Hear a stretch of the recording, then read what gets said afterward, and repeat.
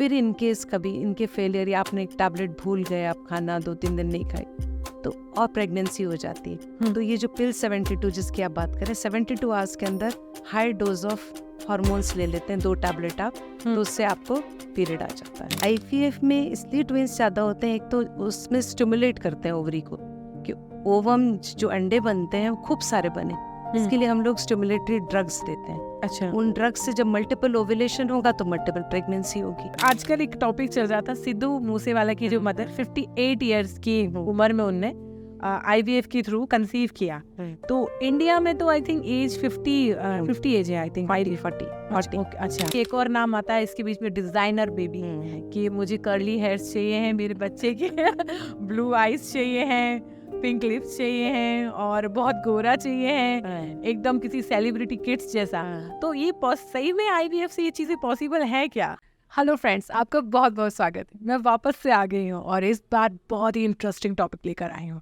Topic है gynaecologist. मतलब कि आप अच्छे से समझ गए होंगे, हर किसी को अपनी ज़िंदगी में एक डॉक्टर की ज़रूरत पड़ती है, और वो डॉक्टर अगर हमारा फ्रेंड हो जाए तो और भी मज़ा आ जाता है।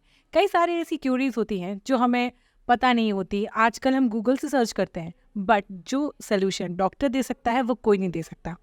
आज के पॉडकास्ट में हम मनीषा खरे, जो कि भोपाल की जानी मानी गायनेकोलॉजिस्ट हैं, उनसे बात करेंगे। उनसे हम बात करेंगे महिलाओं की समस्याओं के बारे में, जो कि मेंस्ट्रुएशन साइकिल हो गया या ओवरीज पॉलिसीज हो गया, पीसीओडी, पीसीओएस और भी सारी चीज़ें। हम बात करेंगे आईवीएफ के ऊपर। बहुत सारी क्यूरीज हैं इन सब बारे में जो हमें नहीं पता है, और वो सारी क्यूरीज हमारी सॉल्व करेंगी डॉक्टर मनीषा खरे। तो बने रहिए मेरे साथ और देखिए आज का शो।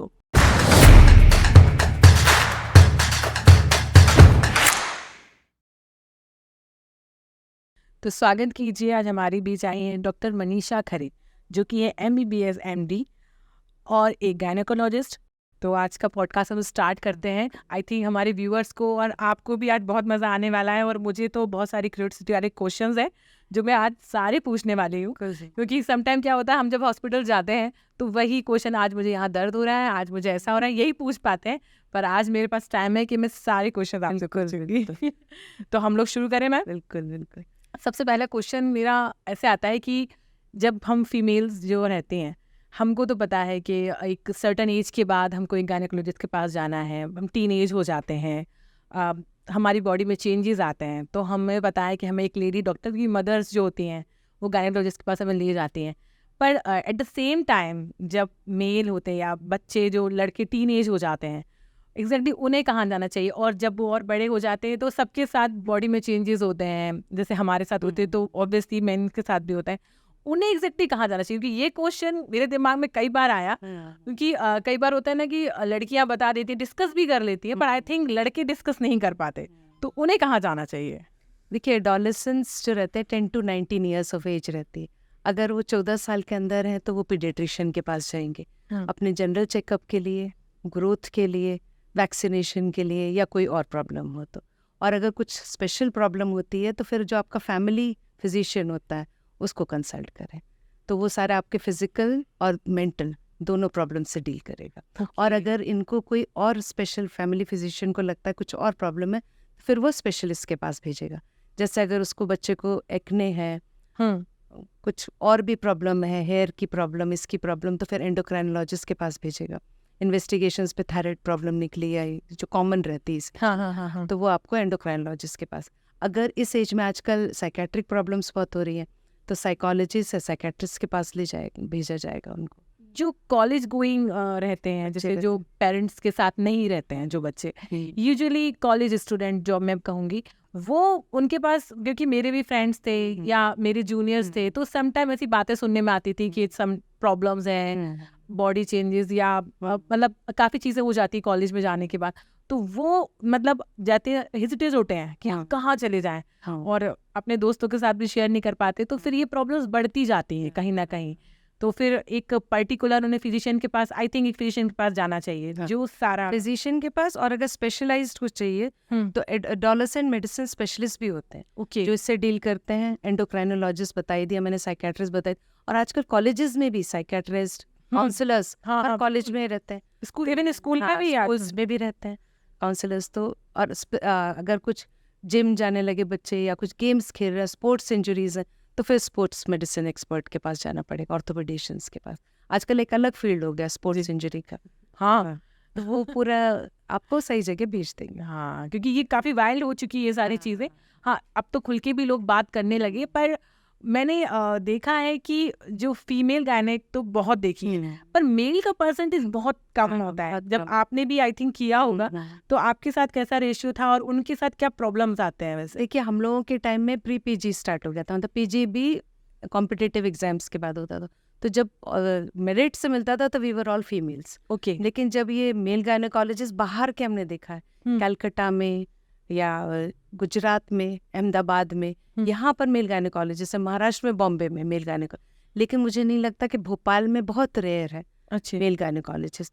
तो एक तो शायद मुझे लगता है कि ये जो सिटी है भोपाल इटसेल्फ, पर्दा जर्दा और गर्दा यहाँ का फेमस है। तो पर्दे की वजह से कोई भी फीमेल्स मेल गायनेकोलॉजिस्ट के पास दिखाने नहीं जाती हैं। दूसरी चीज, गायनेकोलॉजिस्ट खुद भी बनना नहीं चाहता कोई मेल, ये भी बहुत बड़ी प्रॉब्लम है। इसके ऊपर ही एक मूवी आ चुकी है, डॉक्टर जी, आयुष्मान खुराना की, हाँ। उसमें यही बताया है। तो पहले तो आप खुद बनना चाहो, जब आपके ऊपर इतना कॉन्फिडेंस आएगा, जब आप उस काम को सीखोगे, तब तो आप श्योरली पेशेंट को देख पाओगे। मतलब अपना विश्वास भी तो आपको पेशेंट को दिखाना पड़ेगा ना, कि आप कॉन्फिडेंटली कर सकते हो ये काम। तो ये इसीलिए शायद मुझे लगता है कि कोई भी मेल गायनेकोलॉजिस्ट भोपाल में नहीं है अभी। और अगर जैसे मेल होते भी हैं मान लीजिए, तो जैसे फीमेल्स के साथ तो मतलब आते हैं पेशेंट्स और यानी, तो उनके साथ कुछ स्पेशल होता है क्या ट्रीटमेंट अगर मेल है गैनिक तो फिर? नहीं, कुछ स्पेशल नहीं। अच्छा, बिल्कुल वैसे ही, बस यही है कि चूंकि अपने यहाँ ये कहते हैं कि एक फीमेल होना चाहिए, तो फीमेल नर्सेज रहती हैं। अच्छा, उनके साथ फीमेल में नर्स साथ में रहती हैं। अब मेल नर्सेज भी होती हैं, तो उनके साथ एक फीमेल बाई या कुछ एक फीमेल अटेंडेंट होना चाहिए, तब ये चीज लीगल पॉइंट ऑफ व्यू से। ओके। अब जैसे हम आगे अगर इसमें कॉलेज गोइंग बच्चों की हम लोग बात कर रहे थे, तो आजकल जो मॉडर्न जनरेशन है वो अपने मतलब उनका रहना सहना, कई सारी ऐसी चीज़ें होती हैं कि मान लीजिए एक एज हो गए, गर्लफ्रेंड बॉयफ्रेंड बन गए या कुछ भी हो गया, आफ्टर ब्रेकअप हो गया, तो सम टाइम क्या होता है कि उनको ये चीज़ें आफ्टर शादी, मतलब जो होता है ना, आपने इंडिया में बहुत चलता वर्जिनिटी को लेके काफ़ी तोड़ फोड़ है, मतलब अब तो मुझे ऐसा लगता है कम हो गया, बट एक वर्जिनिटी को लेके काफ़ी, तो ये चीज़ में आपको भी हॉस्पिटल में कई ऐसे पेशेंट आते हैं जो अपनी वाइफ को ऐसे लेके आते हैं, ये वर्जिन है या नहीं है, या इस टाइप के कोई क्वेश्चंस पूछते हैं कभी कोई? अब तो मुझे नहीं लगता ऐसा कोई नहीं आता, पहले होता था, स्पेशली मुस्लिम्स में। मुस्लिम्स में एक और सेरेमनी रहती है कि फर्स्ट नाइट पे ब्लड आना चाहिए, वर्जिनिटी का साइन। तो ये, हाँ, इससे मुझे याद है कि कुछ लोग इसकी सर्जरी करवाने आते हैं। अच्छा, हमारी शादी हो रही है और हमको ऐसा बना दीजिए आप कि ऐसा लगे कि we have never had intercourse. Okay, तो हाइमेनेक्टमी, हाइमेनोप्लास्टी होती है। ओके, हाँ, तो ये भी होने लगा। हाँ, पहले होता था, अब नहीं आ रहे पेशेंट्स इसके। अब प्लास्टिक सर्जन्स के पास शायद जाते हो। हाँ, तो ये काम है। तो मतलब ये चीज़ की पॉसिबिलिटीज भी रहती है। हाँ, रहती। जैसे मैम पहले का टाइम था, जैसे तो एक सर्टन एज में शादी हो जाना, जैसे गवर्नमेंट ने एक ये भी मैं पूछना चाह रही हूँ कि गवर्नमेंट ने एक एज बनाई थी 18 और 21, तो क्या इसमें क्या मतलब फीमेल का 18 बनाया था, खैर अब तो 21 कर दिया है, दोनों का ही कर दिया, तो गवर्नमेंट की नज़रों में क्या 18 साल में लड़कियां बड़ी हो जाती हैं, बच्चे 21 मतलब लड़के 21 साल में बड़े होते थे, इसका क्या रीज़न था? कहते थे कि जो रिप्रोडक्टिव एज होती है, मतलब जो डिलीवरी जिसमें बहुत आराम से होती है, वो 18 से 23 मानी जाती थी पहले ज़माने में। तो कहते थे लेडीज अच्छे मेच्योर हो जाती, 18 ईयर्स तक they are ready to bear childbirth, इसीलिए 18 ईयर्स पे लीगलाइज की थी। लेकिन अब जब इक्वालिटी का टाइम आ गया, मेल्स फीमेल सब इक्वल है, तो दोनों चीज़ें बराबर कर दी। और वैसे भी शादियाँ 18 में बहुत रेयरली होती हैं अब। जी, इसलिए 21 साल बिल। हाँ, इसमें आगे बढ़ते हैं। जैसे शादियाँ जो आपने बताया, अपन ने बताया कि जल्दी, अब आजकल शादियाँ 25 के पहले नहीं होती, ऑलमोस्ट 30 हो जाता है, 30-35 एक नॉर्मल एज हो गई। उसके बाद अब शादी लेट होगी तो ऑब्वियसली बात है, फिर आजकल क्या सोचते हैं 2-3 साल हम इंजॉय करेंगे हस्बैंड वाइफ एक दूसरे के साथ में, उसके बाद हम देखेंगे कंसीव कैसे करना है।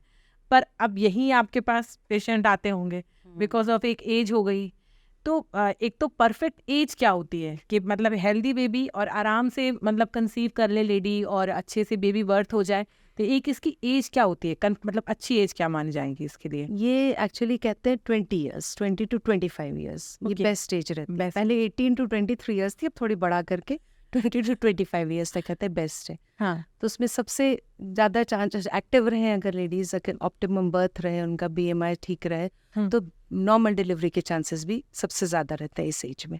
जैसे जैसे एज बढ़ती है वैसे वैसे टिश्यूज आपके हार्ड होते जाते हैं, तो डिलीवरी के चांसेस वजाइनल डिलीवरी के कम होते जाते हैं और सिजेरियन का रेट बढ़ता जाता है। कि लोगों के अंदर ये आ जाती है कि वही झाड़ू पोछा लगाएंगे तो नॉर्मल बच्चा, ऐसे आपके पास भी काफी सारे पेशेंट्स आते होंगे और फिर वो सिजेरियन करते तो उनका मुंह उतर जाता है, अरे सिजेरियन ही हो गया, अरे कैसे हो गया, हमने तो इतना मेहनत करी होगी। एक्चुअली ये मेहनत ना बचपन से होना चाहिए। एक्टिविटीज इतनी कम होती जा रही है, आजकल सब डिजिटल जमाना है, सब के ब्रेन बढ़ते जा रहे हैं, हाथ पैर चलते ही नहीं है, आप मोबाइल लिया टीवी, तो एक्टिविटी नहीं है। एक्चुअली ये झाड़ू पोछा शुरू से होना चाहिए। जैसे बच्चा बड़ा हो, हम लोग कितना काम करते थे अपने जमाने, अब बच्चे जो बिल्कुल झाड़ू पोछे का स्कोप, वैक्यूम क्लीनर्स आ गए, रोबोट्स आ गए, रोबोटिक आने लगा ये कोविड के टाइम से। तो ये चीजें बंद हो रही है, तो आपकी पेल्विस का एक आर्क होता है ऐसा, अच्छा ऑप्ट्यूस होना चाहिए, वो ऐसा सिकुड़ता जा रहा है, बैठने से पेल्विस जो है वो श्रिंक होती जा रही है, जहाँ से बच्चा पेल्विक निकलता है, पैसेज है, इट इज द पैसेज जिससे बच्चा पूरा बर्थ कैनाल से निकलता है, तो बर्थ कैनाल ही श्रिंक हो रही है। अब लास्ट मोमेंट पे झाड़ू पोछा करने से थोड़ी वो बढ़ जाएगी, दिक्कत है वो जिसका बचपन से ही पूरा पेल्विस टिश्यूज हार्ड हो गए और पेल्विस ही मतलब बोनी पार्ट भी कम हो गया और मसल्स भी उसकी स्पास्टिक रहती हैं, इस वजह से वजाइनल डिलीवरी। और एज फैक्टर है, एज के साथ साथ धीरे धीरे आपकी फ्लेक्सिबिलिटी कम होती जाती है बॉडी की। तो मैन की एज ही बढ़ती होगी तो उनको भी प्रॉब्लम आते हैं, उनकी बॉडी में भी प्रॉब्लम्स रहते होंगे, जैसे जो एग बनना है या फिर जो भी फीमेल्स को ज्यादा। फीमेल्स का एक, जैसे गेहूं की टंकी में इतना गेहूं है, ऐसे फीमेल्स की ओवा जो है फिक्स है अमाउंट, इतने रहते हैं, और ये जो प्रोसेस है इंट्रायूट्राइन पीरियड से ही शुरू हो जाता है। अच्छा। फिर हर साइकिल में, मेंस्ट्रुअल साइकिल में हर उसमें एक एक तो वेस्ट होते हैं। अच्छा। हर साइकिल में एक एग रप्चर होता है, धीरे धीरे धीरे ओवा का जो है वो स्टॉक, मतलब टंकी दोबारा नहीं भर रही है, अच्छा, वो धीरे धीरे गेहूं कम होते जा रहे हैं, खाली होते जा रहे हैं। तो ये मेंस्ट्रुएशन जो है सिर्फ फीमेल्स में ही होता है, तो इनके धीरे धीरे धीरे एग्स कम होते जाते हैं। एक एज के बाद उसको हम लोग AMH से डिटेक्ट करते हैं, एक हार्मोन होता है AMH, उससे डिटेक्ट करते हैं। तो ये धीरे धीरे क्या होता है, 20 to 25 ईयर्स तक मैक्सिमम है पीक, फिर 30 ईयर्स में फर्टिलिटी रेट कम हो जाता है, मतलब बच्चे होने के चांस 30 to 35 में और कम हो जाता है, 40 के बाद और कम हो जाता है, 40 के बाद बच्चा होने में बहुत ही कम चांसेस बचते हैं। इसीलिए IVF और ये एग डोनेशन, एक फ्रीजिंग भी इसीलिए करते हैं कि भाई जब एग्स अच्छे हैं आप उसको फ्रीज कर। मेल्स में ये नहीं है, उनके मेंस्ट्रुएशन नहीं होते, उनके स्पर्म्स अनगिनत बनते हैं। अच्छा, तो एज लिमिट नहीं है कोई, तो 50 ईयर्स से दे आर फर्टाइल, उसके बाद कम होता है फर्टिलिटी। ओके 40 ईयर्स में फीमेल्स का, 10 ईयर्स का वो रहता है। तो इसमें फिर कई बार ऐसा भी होता होगा कि कई लड़कियां हैं, मान लीजिए शादी हो गई या डिवोर्स हो गया या शादी हुई ही नहीं, तो ये सिंगल पेरेंटिंग का भी बड़ा आजकल ट्रेंड चालू हो गया है। तो ये मतलब आप एज अ डॉक्टर और as a mother, as a human इस चीज़ को कैसे देखते हैं? क्योंकि एक मैंने जितना पढ़ा है या जितना देखा है या हमने अपने बचपन से कि दोनों की मतलब एक बच्चे को दोनों इक्वली चाहिए, पेरेंट्स मतलब मम्मी पापा दोनों ही चाहिए, दोनों का प्यार चाहिए। तो ये अब एक नई जनरेशन आ गई है कि सिंगल पेरेंटिंग करेंगे हम, और अगर लड़की है तो हमने एक लड़का अडॉप्ट कर लिया या हमने IVF के थ्रू कर लिया। तो एज अ पर्सन आप इस चीज़ को कितना वैल्यूएबल समझती हैं? मतलब ये सही है या नहीं है आपकी नज़रों में? देखिए वो तो पर्सन टू पर्सन डिपेंड करता है ना। हमसे कहा जाए तो हम तो बोथ पेरेंट्स हो, दोनों रहे तो बेस्ट है वो, लेकिन कुछ नहीं से अच्छा है कि अगर आप if you are not getting married, जैसे कई बार प्रॉब्लम्स भी होती है, फीमेल्स को कुछ प्रॉब्लम है, she is not ready to get married, तो कम से कम बच्चा तो कर ही लेती, वो अपना बुढ़ापा तो सिक्योर कर लेती है, at least she has somebody to look after. और दूसरे मदर चाइल्ड बॉन्डिंग बहुत हो जाती है जब मदर सिंगल मदर रहती है तो उनको भी। लेकिन सिंगल पेरेंटिंग के डिसएडवांटेजेस ये हैं कि उसको बहुत सारे खुद ही अकेले करना है, पूरा काम दोनों मिलके करते हैं, वो काम उसको अकेले करना है, तो उसको भी सपोर्ट चाहिए रहती है। या तो फिर उनका रोल आता है ग्रैंड पेरेंट्स का, या तो वो हेल्प करें या कोई और हेल्प मिले। कुछ सपोर्ट ग्रुप्स भी बन गए हैं अब इंडिया में जो सिंगल पेरेंटिंग को वो कर देते हैं, हेल्प करते हैं, सपोर्ट करते हैं मदर को, क्योंकि उसको स्कूल भी देखना है, फाइनेंशियली भी, इकोनॉमिक बर्डन भी उसी के ऊपर है, पैसे का, पढ़ाई का, बच्चे का, खुद का, सारी चीज़ों को बैलेंस करने के लिए शी ऑल्सो नीड्स हेल्प। दोनों भी रहते हैं तो बड़ी मुश्किल होती है, दोनों वर्किंग है तो फिर अकेले के लिए तो उसके लिए तो बहुत ही बर्डन। ऑब्वियसली बात है, हाँ, अकेले के लिए तो ये डिसएडवांटेज। बच्चे के लिए तो वो टाइम ही बताएगा कि सिर्फ मदर ही, उसकी फादर भी है और मदर भी है, तो उसके ऊपर क्या फर्क पड़ता है? हाँ, डिफरेंस तो कुछ ना कुछ कुछ तो डिफरेंस आएगा ही। ऑब्वियसली बात है, क्योंकि जहाँ तक कि क्योंकि क्या होता है, अगर पापा डांटते हैं तो मम्मी के पास जाते हैं, मम्मी डांटती है तो पापा पापा सपोर्ट से शिकायत करती है। बट इसमें ये हाँ, मिसिंग है ये हाँ। फैक्टर।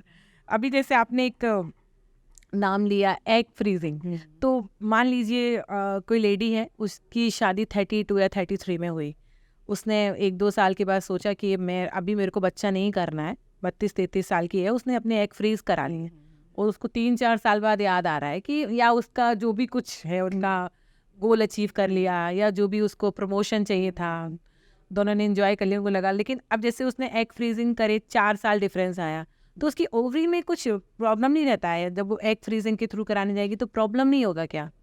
क्योंकि ओवरीज में तो नहीं होगा, ओवरी से तो एग निकाल लिया, ठीक है, उसको रिट्रीव कर लिया और उसको फ्रीज कर दिया। फ्रीज कर दिया। अब क्या करते हैं, जब आप एग को भी फ्रीज करते हैं और एम्ब्रियो को भी लोग फ्रीज करते हैं। अच्छा। जब ये जो आईवीएफ करते हैं तो एम्ब्रियोज बहुत सारे बनते हैं, तो कुछ अच्छे वाले एम्ब्रियोज ये लोग फ्रीज कर देते हैं। अच्छा, तो एग को भी फ्रीज किया जाता है और एम्ब्रियो मीन्स जिसमें दोनों है, ठीक है, स्पर्म और ओवम का छोटा सा बच्चा बन गया, बन गया। उसको भी फ्रीज कर देता है। तो जब ये एग को फ्रीज करते हैं, फ्रीजिंग कंडीशंस कैसी हैं?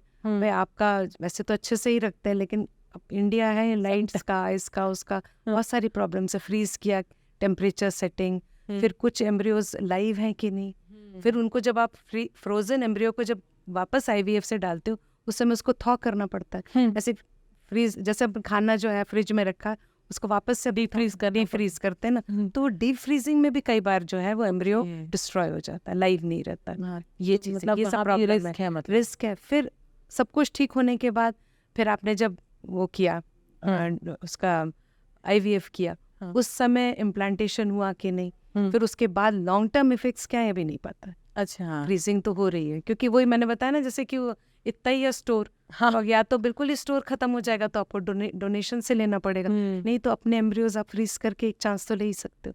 नेचुरल तो नेचुरली है, ऊपर वाला दे दे, उससे अच्छी बात ही नहीं।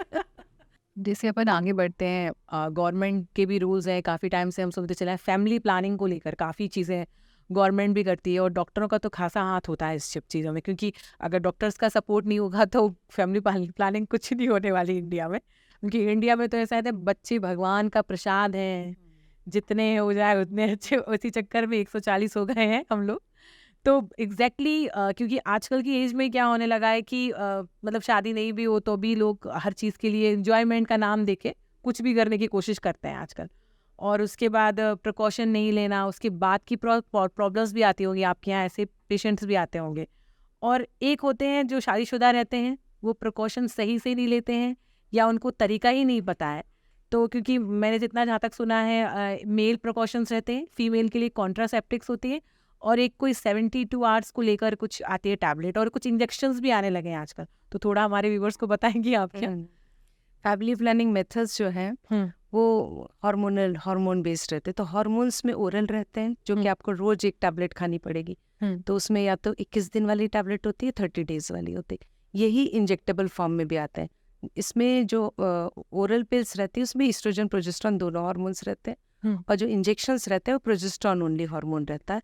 तो वो एक इंजेक्शन लगाओ आप, तो 3 महीने तक कंट्रासेप्शन का इफेक्ट रहता है उसमें। 3 महीने कंसीव नहीं करेगा। तो ये हम लोग प्रेफर करते हैं डिलीवरी के बाद। अच्छा, जब बच्चे को माँ दूध पिलाती है तो अकेला प्रोजेस्टेरॉन हार्मोन दें तो सेफ रहता है ब्रेस्ट फीडिंग मदर के लिए, बच्चे के लिए। तो वो इंजेक्शन एवरी 3 मंथली लगाना पड़ता है। लोगों को लगता है 3 साल का नहीं, वो सिर्फ 3 महीने का इंजेक्शन। फिर इसके अलावा फिर आती है इंट्रायूट्राइन डिवाइसेस, जो डायरेक्टली कॉपर टी के नाम से आती है। अब हार्मोन बेस्ड भी आ गई है मेरिना के नाम से। अच्छा, जब आप नीचे से लगा देते हैं तो वो कॉपर टी जो रहती है वो 10 ईयर्स के लिए रहती है इफेक्टिव। अच्छा, वो बेस्ट है, लेकिन पब्लिक उससे सबसे ज़्यादा डरती है, हाँ, बहुत डरती। वो 10 ईयर्स के लिए कंट्रासेप्शन देती है। फिर ये तो सारे फीमेल डिपेंडेंट मेथड्स हैं, टेम्पररी मेथड्स। मेल डिपेंडेंट रहता, कंडोम रहता है। फिर अवेयरनेस, ओव्यूलेशन पीरियड कौन सा है, वो वाला अवेयरनेस मेथड्स रहते हैं। और इसके अलावा फिर परमानेंट मेथड्स रहते हैं, जिसमें ट्यूबेक्टमी कर देते हैं, वेसेक्टमी कर देते हैं। इतने मेथड्स हैं। फिर इनकेस कभी इनके फेलियर, या आपने एक टैबलेट भूल गए, आप खाना 2-3 दिन नहीं खाए, तो और प्रेगनेंसी हो जाती है। तो ये जो पिल 72 जिसकी आप बात करें, 72 आवर्स के अंदर हाई डोज ऑफ हार्मोन्स ले लेते हैं, 2 टैबलेट आप, तो उससे आपको पीरियड आ जाता है। लेकिन विद इन 72 आवर्स आपको आफ्टर इंटरकोर्स लेना पड़ता है। अच्छा 72 घंटे के अंदर अंदर 2 गोली खा लेंगे तो प्रेगनेंसी के चांसेस नहीं रहते। तो ये इतना आगे साइंस की चीज़ें आगे बढ़ी तो साइड इफेक्ट भी उनकी ज़्यादा होते हैं, ऐसा कुछ भी नहीं है साइड इफेक्ट नहीं? देखिए हर चीज़ के इफेक्ट है तो साइड इफेक्ट्स हो गई, हम्म। तो साइड इफेक्ट्स लेकिन बियरेबल है क्योंकि मिनिमल बिल्कुल ही कम हॉर्मोन्स की डोज दी है इसमें। ओके ओके 30 माइक्रोग्राम, मिलीग्राम भी नहीं, माइक्रोग्राम्स दिया है, मिनिमम डोज पे दे रहे हैं आप। तो इससे क्या होता है, बहुत लंबा समय, जैसे कुछ दिन के लिए लेना चाहिए हार्मोन, सब बहुत लंबा समय तक नहीं लेना चाहिए क्योंकि इसमें ईस्ट्रोजन हार्मोन रहता है। अगर बहुत दिन तक आप हार्मोन्स लेते हो तो फिर बाद में आपको कैंसर के चांसेस रहते हैं। जैसे लंबा 20-30 साल तक खा रहे हैं तो फिर टेस्ट कराते रहना चाहिए। ब्रेस्ट कैंसर है, यूट्राइन कैंसर है, सर्वाइकल कैंसर है, कोलोरेक्टल कैंसर से इंटेस्टाइन्स की, ये सारे कैंसर्स के चांसेस हो जाते हैं लॉन्ग टर्म। अगर इसको फिर इसके अलावा अगर आपने पिल्स खाते रहे आप लंबे टाइम तक, हाँ। हार्ट अटैक होने के चांसेस है। एम्बोलिज्म का सुना होगा, हाँ बोले ब्रेन में स्ट्रोक हुआ है एकदम, वो एम्बोलिज्म से होता है क्योंकि ब्लड जो है वो कोगुलेट हो जाता है, तो वो थक्का अगर ब्रेन तक चला गया तो स्ट्रोक हो जाएगा। हाँ, तो ये चीज़ है। हार्ट अटैक भी इसी से होता है कि एक भी एम्बोलस अगर हार्ट में गया हाँ। तो हार्ट की वेसल को ब्लॉक कर देगा, और ये सब चीज़ें होती हैं। तो ये इनके साइड इफेक्ट्स है। बहुत लंबा कॉल स्टोन्स हो जाते हैं, किसी किसी को बहुत लंबा खाते हैं, टेंडेंसी आपको गॉल ब्लैडर स्टोन्स की, तो वो हो जाता है। मतलब टेम्पररी मेथड से बहुत दिन तक ना खा के परमानेंट मेथड ज़्यादा अच्छा है। जो क्या आप ऑपरेट जो करते हाँ, हैं। एक बच्चा किया, कॉपर्टी लगवाई, 10 साल का हुआ, आपने दूसरा करके साथ में ऑपरेशन करा ले, जो कि लोगों को उससे ज़्यादा डर लगता है। मुझे लगता है सबसे सेफ। क्योंकि सही बात है व्यूअर, हम मैं तो सही में बोलूँ क्योंकि जैसे नाम सुनते हैं ना, और सबसे बड़ी बात उसको जैसे इंजेक्ट किया जाता है या जिसका उसका जो प्रोसीजर है, हाँ, उसको सुन उसके के नाम से डर हाँ उसके नाम से लोग। हाँ। और अधिकतर क्या होता है ना, ये जो कई लोग रहते हैं ना, वो इन चीजों के लेके नेगेटिव फैलाते हैं। हाँ, अरे हमारी तो ऊपर चढ़ गई थी हाँ कॉपर्टी। ऐसा नहीं है, अगर डालने वाले ने ठीक से डाली है। हाँ। अल्ट्रासाउंड, अब तो सोनोग्राफी आ गई, सोनोग्राफी गाइडेंस में कहाँ ऊपर चढ़ेगी, उसी समय ठीक से डल जाएगा। आजकल पोस्टमार्टम कॉपर्टी इंसर्जन भी होने लगा गवर्नमेंट हॉस्पिटल्स में, लोग ऑपरेशन के साथ ही कॉपर्टी लगा देते हैं। अच्छा तो वो भी वहां लगाते हैं, लोग आके निकलवा लेते हैं डर के मारे। वही मैं बोल रही हूँ, नहीं तो वो 10 साल तक आपके एक्ट करेगी, 10 साल तक बच्चा नहीं होगा। क्योंकि डॉक्टर, अगर मुझे ऐसा लगता है कि डॉक्टर अगर कुछ बोल रहे तो हमारे भले के लिए, एडवाइस लेना चाहिए। क्योंकि अगर हम जा रहे हैं, मान लीजिए मैं एज अ पेशेंट आपके पास आऊँ और आप मुझे अच्छी एडवाइस ही देंगे, बिकॉज ऑफ जैसे हम इंडिया में रहते हैं, तो अगर भगवान के बाद अगर किसी को हाथ दिया गया है दर्जे, तो वो डॉक्टर को ही दिया गया है। और तो एक्चुअली हाथ ही दिया गया, वो भगवान ने हमको भेजा है कि हम आप सबकी सेवा कर सके। भगवान नहीं है, बिल्कुल भगवान के मैसेंजर है। ये वाला काम हमारे हाथों हो रहा है। क्योंकि लेकिन लोग इस चीज को कई बार नेगेटिव आपको डरते हैं। हाँ, डर तो सबको लगता है ना, डर का इलाज नहीं है हमारे पास। जैसे अभी थोड़ी देर पहले हमने एग फ्रीजिंग की बात करी थी, तो एक और आजकल अभी आपने बात बताया IVF। तो एग्जैक्टली IVF कौन से लोग कराते हैं? जिनको या तो प्रेगनेंसी होती ही नहीं है, या कई लोग ऐसे होते हैं कि एक और नाम आता है इसके बीच में, डिजाइनर बेबी, कि मुझे कर्ली हेयर्स चाहिए हैं मेरे बच्चे के, ब्लू आईज चाहिए हैं, पिंक लिप्स चाहिए हैं, और बहुत गोरा चाहिए है, एकदम किसी सेलिब्रिटी किड्स जैसा। तो ये सही में IVF से ये चीजें पॉसिबल है क्या? हाँ, कहते तो है। IVF का मतलब है जो बच्चे को बाहर बनाया जाए। अच्छा, पहले जैसे महाभारत में पढ़ते थे ना, हाँ, कि मटके में बच्चा हो गया। ये सब- सारी हाँ, 100 पुत्र। आप सोचो महाभारत से ये चीजें, मतलब दिमाग तो वहीं से चला ना। इंसान ने भी उसको एक्सपेरिमेंट किया, टेस्ट ट्यूब में बेबी बना दिया। हाँ। बाहर एग लेकर आए, बाहर से स्पर्म्स लिए, उस बच्चे में एम्ब्रियो बनाया और एम्ब्रियो को यूट्रस के अंदर इम्प्लांट कर दिया। That is in vitro fertilisation, है ना, और उसको इम्प्लांट कर दिया। तो ये जो बेबीज है, अब इसमें सिलेक्शन आजकल आ गया है कि जीन्स का सिलेक्शन कर लें आप, सेलेक्ट करके, तो वो डिजाइनर बेबीज रहता है, जेनेटिक, है ना। तो उसको जिसकी जेनेटिक मेकअप जो आपने मॉडिफाई कर दिया है, अच्छा, तो वो डिजाइनर बेबी है। तो इसमें अलग अलग लोगों का स्पर्म यूज किया जाता होगा, क्योंकि डोनर रहते हैं क्या, मतलब ऐसा? अब वो डिपेंड करता है कि पेशेंट क्या चाहता है। भाई आप कुछ तो करना ही पड़े, स्पर्म, ओवम, हाँ, एग डोनेशन भी होता है। अच्छा, विक्की डोनर में दिखाया था, आर्टिफिशियल इंसेमिनेशन, ये सब चीजों से बना सकते हो डिजाइनर। ये तो पेरेंट्स के ही जीन्स आएंगे, उसमें अच्छे जीन सेलेक्ट करके हाँ, फिर उसको इम्प्लांट करते हैं, पूरा मॉडिफाई कर देते हैं, जेनेटिक मेकअप। मतलब अब डॉक्टर भगवान बनने भगवान जैसे। कि मुझे, अरे तो इसमें जेनेटिक सिलेक्शन होता है, पहले तो जीन्स को सेलेक्ट कर लिया, है ना? तो इसमें eye colour, hair colour, sex of baby भी कर सकते थे, अब तो बैंड है वो, हाँ है ना। फिर ये सब कर सकते, फिर जेनेटिक एडिटिंग, जैसे कोई खराब जीन्स है तो उसको हटा दिया, ये एडिट कर दिया उसको, जेनेटिक एडिटिंग, है ना, क्रिस्पर।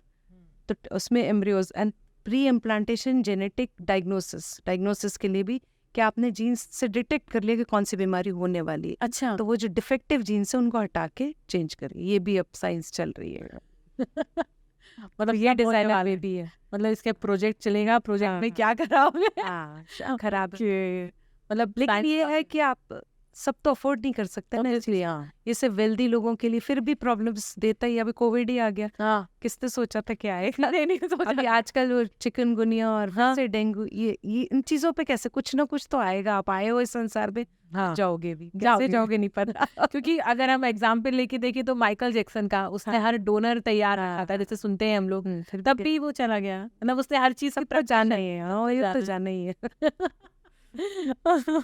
जैसे प्रॉब्लम्स तो पहले, ये जो आपने जेंडर वाली बात करी, पहले टाइम में ये चीजें ज्यादा थी मेरे हिसाब से। आज इक्वालिटी का जमाना आ गया है, तो इन सब चीजों में बहुत कमी आ गई होगी। क्योंकि जैसे हम लोग पेरेंट्स के पहले सुनते थे, क्योंकि हम लोग जिस समाज में रहते हैं वहाँ कितना भी कुछ हो जाए, ऐसे अगर पहले बेटा हो गया तो सेकंड तो फिर बेटी चाहिए ही चाहिए, परिवार पूरा हो जाएगा।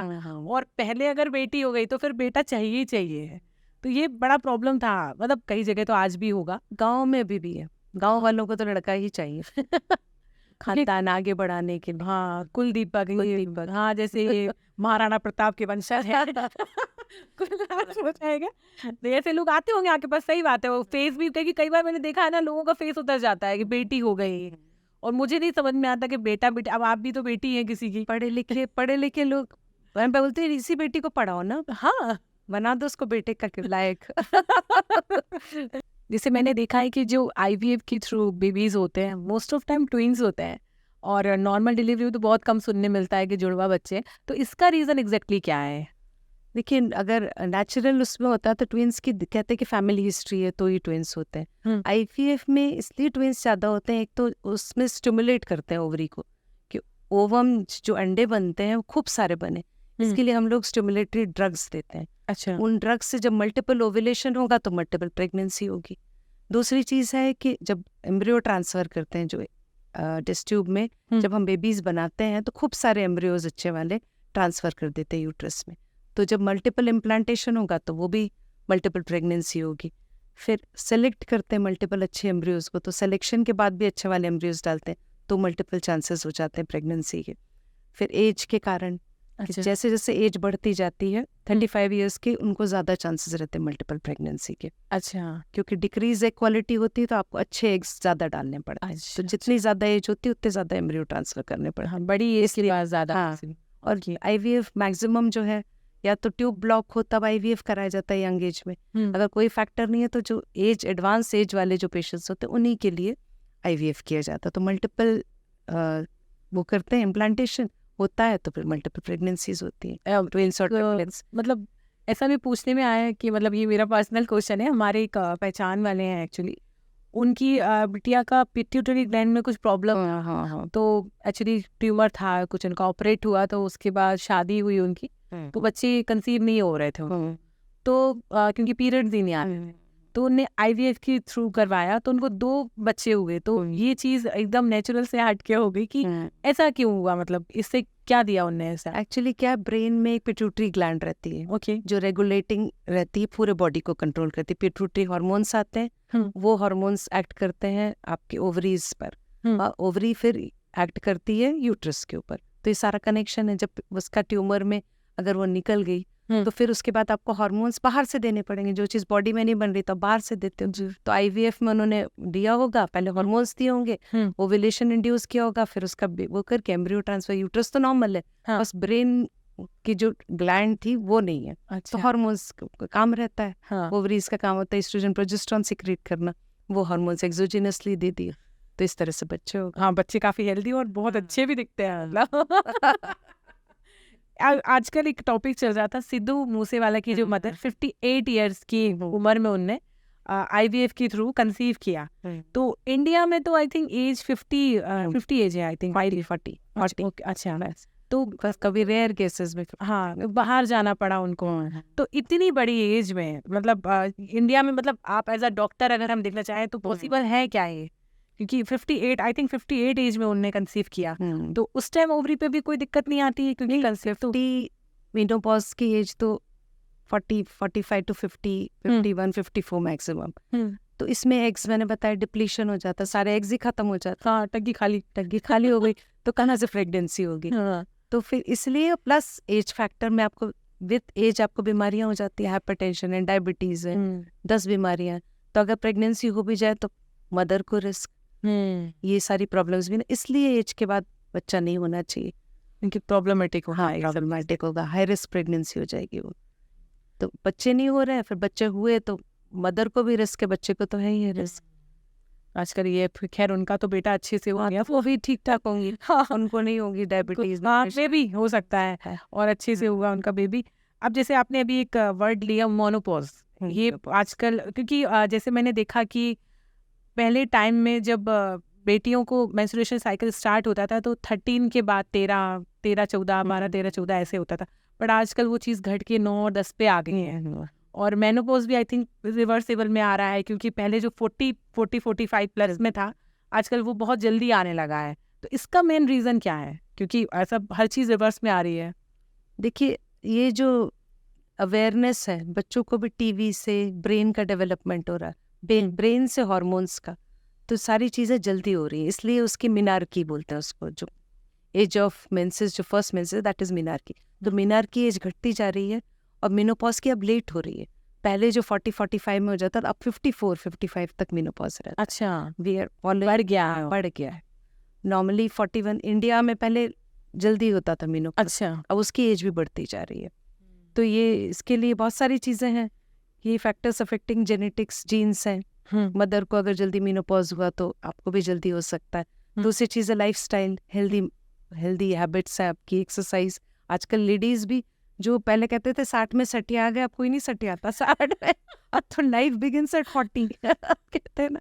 तो ये सब चीज़ें ना लॉन्गेविटी बढ़ती जा रही है और हेल्दी रह रहा है 60 का। जिम जाना, एक्सरसाइज, योगा। पहले तो सोचती थी अब क्या करना, अब जिंदगी खत्म हो गए, वहाँ पे माला चढ़ी रहती थी 60 साल आजकल वो चीजें चेंज हो गई हैं, तो सब चीजें चेंज होती जा रही हैं धीरे धीरे, लाइफ बढ़ती जा रही है, लाइफ बढ़ती है। हाँ ये बात सही आपने बोला, एज मतलब उम्र वही है ना, आंटी नहीं बोल सकते आप किसी को बट अच्छा है अगर चीज़ के हेल्थ के प्रति हमारा इंडिया अगर हो रहा है आगे, बट वही है कि वो मेकअप के प्रति ज़्यादा हो रहा है, चीज़ों की दिखावे के लिए, जैसे मैं बोला जाए तो आजकल जैसे हार्मोन्स का आपने रीज़न बताया, तो मोस्ट ऑफ हमारी लाइफस्टाइल से रिलेटेड होता है या फिर हमें खाने पीने में कैसा, या अपनी लाइफस्टाइल को कैसे बेटर बनाए ताकि ये सब चीज़ें थोड़ा कम हो जाए, क्योंकि काफ़ी सारी चीज़ें होती हैं। जैसे मैं अगर कहना चाहूँ ये हार्मोन डिसबैलेंस जो होता है, सबसे बड़ी चीज़ तो यही हो गई। तो आप मेल्स में भी होता है क्या ये सब चीज़ें? फीमेल्स में तो सुना है पीसीओडी पीसीओएस से हो जाता है,